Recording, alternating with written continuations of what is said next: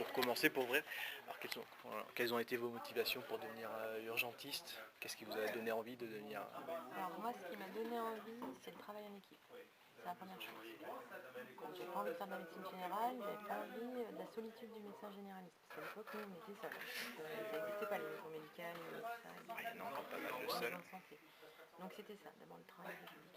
Ensuite, c'est la médecine d'urgence, parce que ça me plaît, la gestion des urgences vitales, c'est le post-hospitalier. D'accord. Clairement. Après, c'est la souplesse peut-être dans les horaires de travail. D'avoir aussi des journées libres, D'accord. Et le parcours professionnel, grosso modo, ça a été comment depuis là?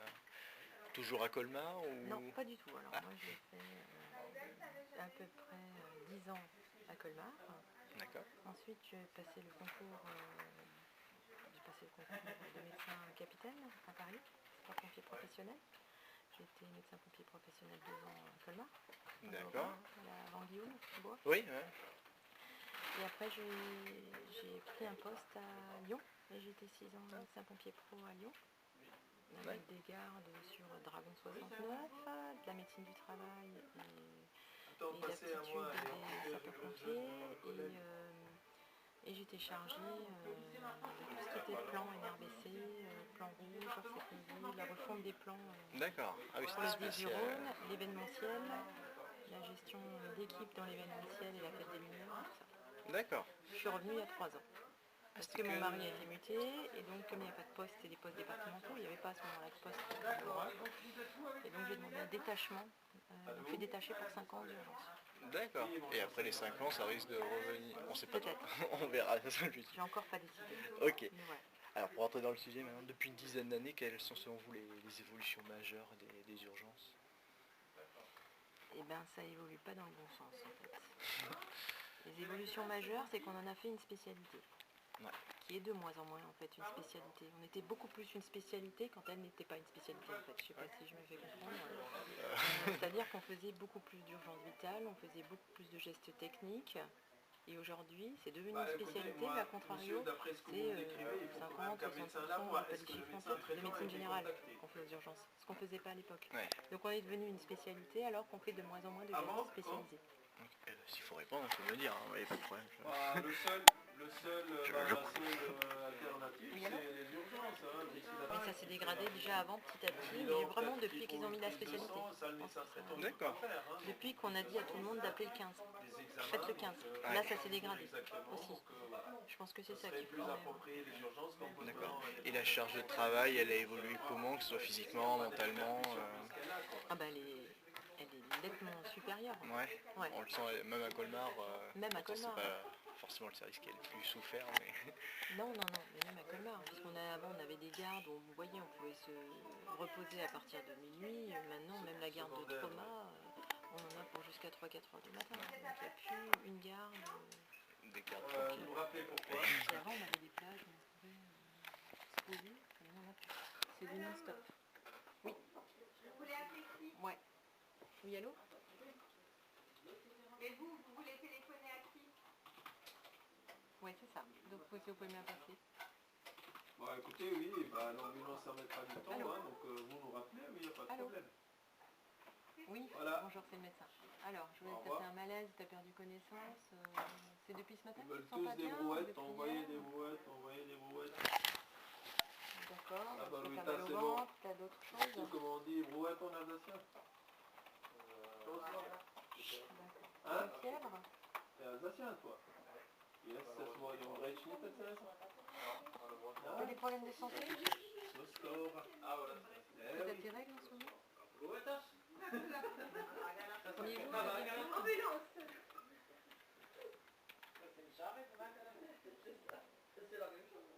d'accord. Et l'implant, tu l'as depuis longtemps? Barouetta. On a dit barouetta. La brouette. D'accord. En espagnol, la brouette. Non. Brouette. Et c'est l'arabisation du mot brouette. Barouetta. Okay. Et ton gynéco, il t'a dit que ça pouvait être Oui, mais comme en ça? arabe littéral, Tu vas c'est pas voir barouetta. pendant 2 semaines? L'arabe dialectal, c'est barouetta. C'est le mot français qui a été arabisé. D'accord. Est-ce Comme que ce flou, malaise, quand tu l'as eu, c'est là, un tu mot as eu arabe, des en bouffées de fait, chaleur, qui a été t'as eu chaud, francisé. avant de tomber dans Et les tout pommes? bib, pas bib.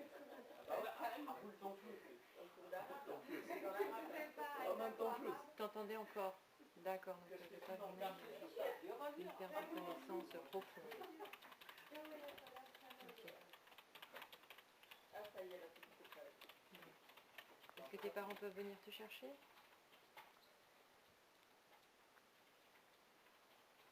Est-ce que quelqu'un du foyer peut venir te chercher?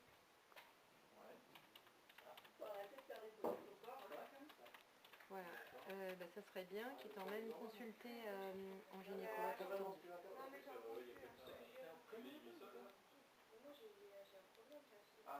Hein?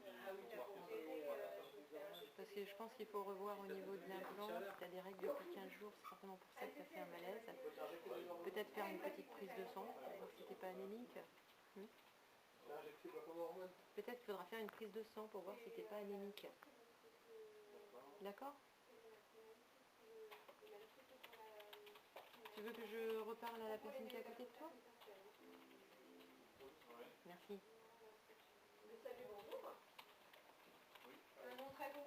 Oui. Du coup, ça serait bien que quelqu'un du foyer vienne la chercher et qu'elle aille consulter en gynécologie à Pasteur 2. Puisqu'elle a des règles qui sont quand même depuis 15 jours, il faut quand même faire un petit bilan et voir si c'est normal ou pas. Merci beaucoup. Au revoir, bonne journée.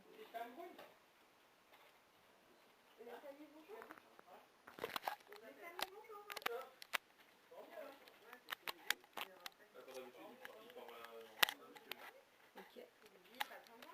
Ah, on va faire les petites questions, on va y arriver comme ça, à fur et à mesure. Désolée. Alors, c'était quoi la prochaine? Alors, considérez-vous qu'il y a eu des changements dans la prise en charge des patients sur ces dernières années? Bah, je pense qu'on s'est nettement amélioré dans la prise en charge des urgences vitales.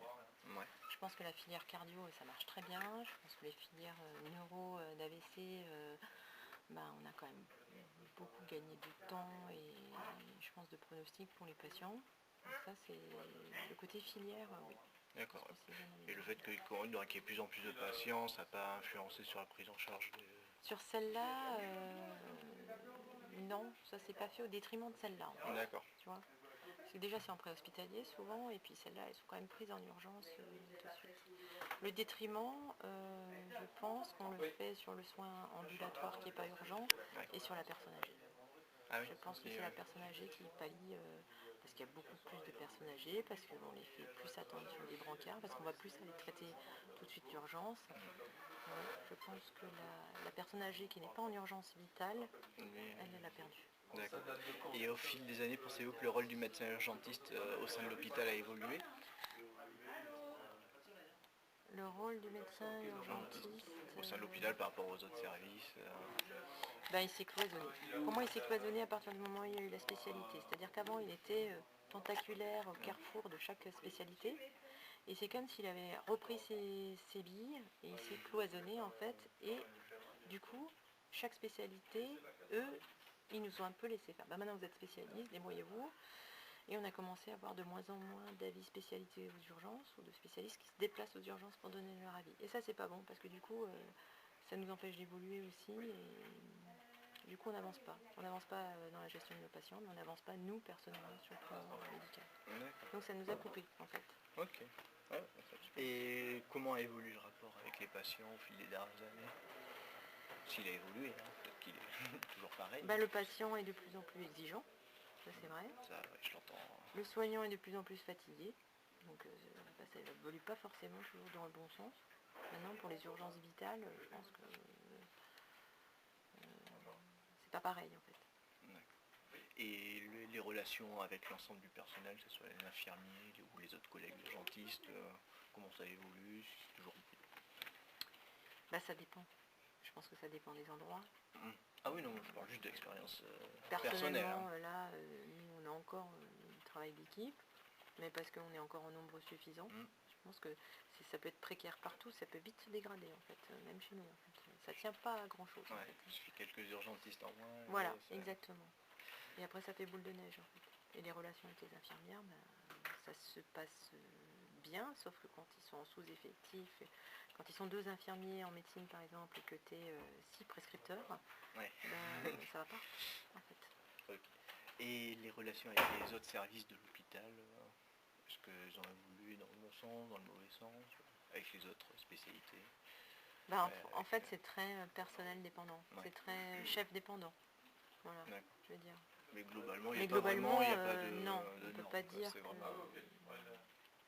Ok, Non, c'est juste qu'on se voit moins, dès que c'est qu'on un s'est un service, peu éloigné des autres spécialités. D'accord. Et comment décririez-vous votre relation avec les médecins généralistes de votre secteur? Alors les médecins généralistes, en général, maintenant, il y a des choses qui sont améliorées puisqu'ils appellent avant d'envoyer quelqu'un. Donc on peut discuter avec le médecin. Ils appelaient pas trop avant? Avant, ils n'appelaient pas du tout. Ils Ah oui. écrivaient une lettre, ils envoyaient. D'accord. Donc maintenant, ils appellent. C'est différent.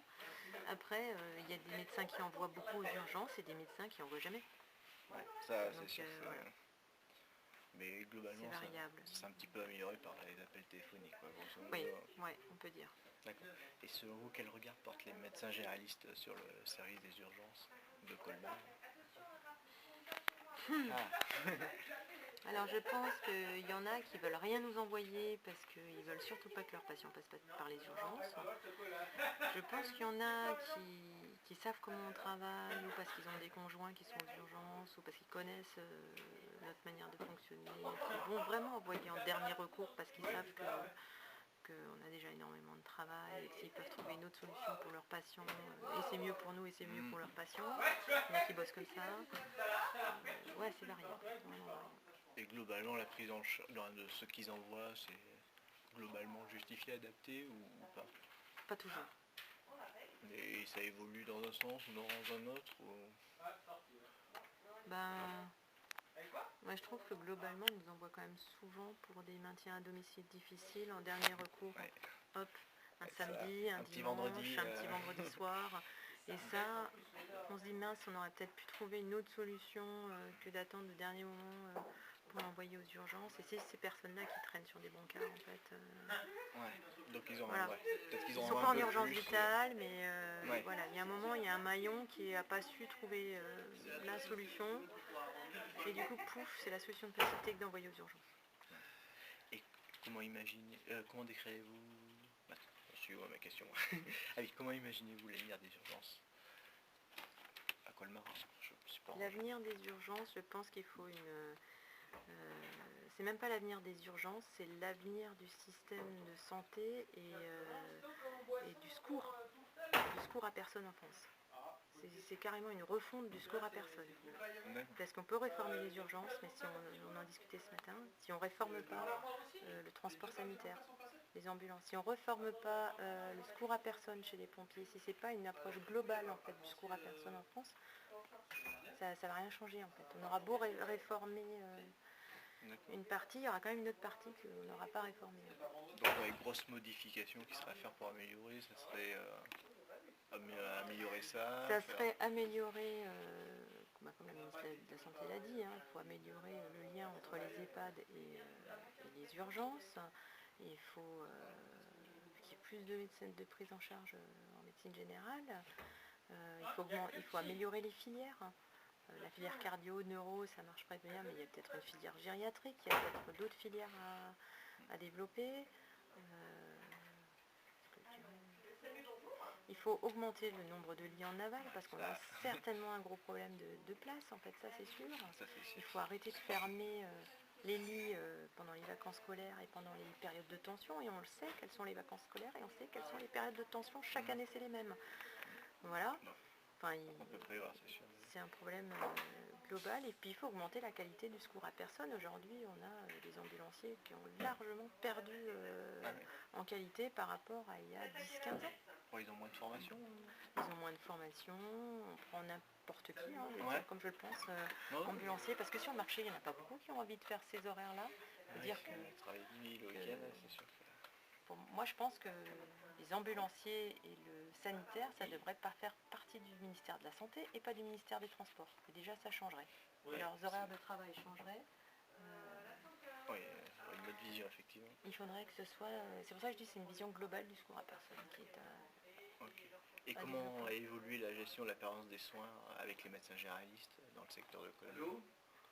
C'est désertifié, de moins en moins en fait. Dans C'est-à-dire tous qu'on les- avait avant un médecin généraliste de garde sur le secteur de Colmar.